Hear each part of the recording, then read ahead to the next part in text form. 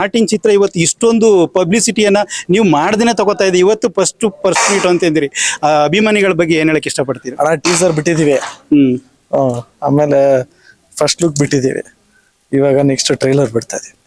Sir, ಟ್ರೈಲರ್ನಿ ನೀವು ticket ತಗೊಂಡು ನೋಡೋ ರೀತಿ ಒಂದು ಹೊಸ ಕಾನ್ಸೆಪ್ಟ್ ಮಾಡ್ತಾ ಇದಿರಲ್ಲ, ಇದ್ರ ಉದ್ದೇಶ ಏನ್ ಸರ್? ಅಣ್ಣ ಟೀಸರ್ ಹಂಗೆ ಮಾಡಿದ್ವಿ. ಉದ್ದೇಶ ಬಂದೇನು ಅಂದ್ರೆ ಫಸ್ಟ್ ಕನ್ನಡದವರು ಫಸ್ಟ್ ಎಲ್ಲಾನು ನಮ್ಮ ಪ್ಯಾನ್ ಇಂಡಿಯಲ್ಲಿ ಬಿಡೋದಕ್ಕಿಂತ ಮುಂಚೆ ಫಸ್ಟ್ ನಮ್ಮ VIP ಫಸ್ಟ್ ಕನ್ನಡದವ್ರು ನೋಡಬೇಕು ಅಂತ. ಆ ಉದ್ದೇಶ ಏನು ಅಂದ್ರೆ ಥಿಯೇಟ್ರಲ್ಲಿ ಒಂದು ಥಿಯೇಟರ್ ಎಕ್ಸ್ಪೀರಿಯನ್ಸ್ ಸಿಗುತ್ತೆ. ನಾನು ಆಲ್ಸೋ ಆ ದುಡ್ಡು ಇಟ್ಕೊಂಡು ನಾವೇನು ಬಿಲ್ಡಿಂಗ್ ಕಟ್ಟಲ್ಲ, ಅದನ್ನು ಗೋಶಾಲೆಗೆ ಕೊಡ್ತಾ ಇದ್ದೀವಿ. ಒಂದು ಹೊಸ ಪ್ರಯತ್ನ. ಸರ್, ನಿಮ್ಮ ಮತ್ತೆ AP ಅರ್ಜುನ್ ಸರ್ ಅವ್ರದ್ದು ಒಂದು ರೀತಿ ಕುಚ್ಚಿಕು ತಮ್ಮ ಸಂಬಂಧ ತರ ಇದೆ, ನೋಡಿದ್ರೆ ಹೋಗೋ ಬರೋ ತರ ಇದ್ದೀರಾ. ಅವ್ರ ಬಗ್ಗೆ ಹೇಳೋದಾದ್ರೆ, ನಮ್ಮ ಮಂಡ್ಯದ ಗಂಡು ನಮ್ಮ AP ಅರ್ಜುನ್ ಸರ್, ನಾನು ಮಂಡ್ಯದವನಾಗಿರೋದು ಅದೊಂದು ಕ್ವಶನ್ ಕೇಳ್ತಾ ಇದ್ದೀನಿ. ಅಣ್ಣ ನಾವು ಹೋಗೋ ಬರೋ ತರ ಇಲ್ಲ, ಯಾಕಂದ್ರೆ ಅವರು ಫಸ್ಟ್ ಚಾನ್ಸ್ ಕೊಟ್ಟಂತ ಡೈರೆಕ್ಟರ್. ಅದು ಹೊರಗಡೆ ಅಲ್ಲ, ಒಳಗಡೆ ಹೊರಗಡೆ ಎಲ್ಲ ಕಡೆನೂ ಇದೆ. ಅವ್ರು ನನ್ನ ಗುರುಗಳೇ, ಹೋಗೋ ಬರೋ ಆ ತರ ಫ್ರೆಂಡ್ ಅಲ್ಲ. We respect each other.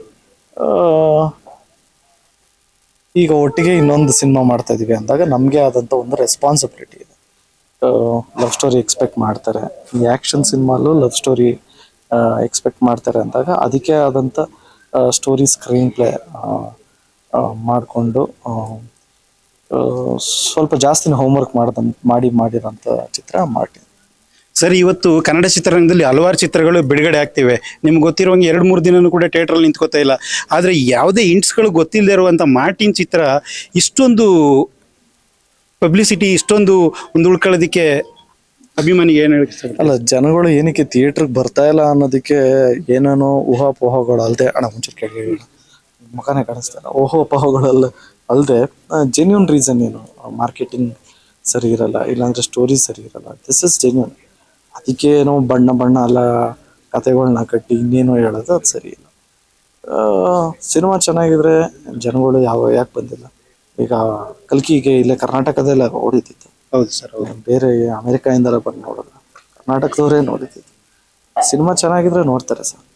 Cinema ಚೆನ್ನಾಗಿ ಮಾಡಬೇಕು, ಅದಕ್ಕೆ ಆದಂಥ ಪ್ರೆಸೆಂಟೇಷನ್ನು ಇಡೀ ಎಂಟೈರ್ ಎಲ್ಲ ಟೆಕ್ನಿಷಿಯನ್ಸ್ ಎಲ್ಲರೂ ಕಷ್ಟಪಟ್ಟು ಎಲ್ಲ ಸಿನಿಮಾನು ಮಾಡ್ತಾರೆ. ಕರೆಕ್ಟಾಗಿ ಪ್ರೆಸೆಂಟ್ ಮಾಡಿ ಕರೆಕ್ಟಾಗಿ ಪೆನಿಟ್ರೇಟ್ ಆದರೆ ಸಿನಿಮಾ ಕನೆಕ್ಟ್ ಆಗುತ್ತೆ ಸರ್.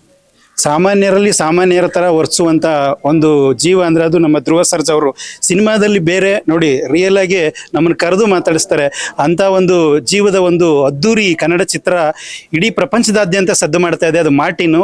ಇಷ್ಟೊತ್ತವರು ಕೂಡ ನಮಗೆ ಅವರ ಅಮೂಲ್ಯವಾದ ಸಮಯವನ್ನು ನಮ್ಮ ಸಮಯ ಜೊತೆ ಹೊಂದಿಸಿದಂಥ ಧ್ರುವ ಸರ್ಜಾ ಅವರಿಗೆ ಭಗವಂತ ನಮ್ಮ ಆಂಜನೇಯ ಅವರಿಗೆ ಸದಾ ಕಾಪಾಡಲಿ ಅಂತ ಅವರಿಗೆ ಧನ್ಯವಾದ ಅರ್ಪಿಸ್ತಾ ಇದ್ದೀವಿ. ನಮಸ್ಕಾರಗಳು. Thank you so much. Talks with you like ಮಾಡಿ, ಶೇರ್ ಮಾಡಿ, ಸಬ್ಸ್ಕ್ರೈಬ್ ಮಾಡಿ. Thank you.